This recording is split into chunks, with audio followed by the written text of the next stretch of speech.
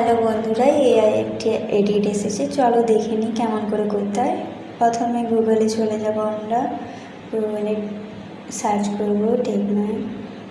এখান থেকে চলে যাব, যেমন করে আমি করছি সেরকম করবেন। ফটোতে ক্লিক করবেন, দিয়ে স্ক্রল করবেন, নিচের দিকে যাবেন।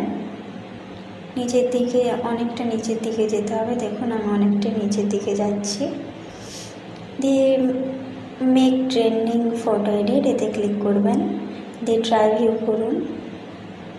দিয়ে এমন একটি ফেস আসবে, গেট স্টার্টেড করবেন।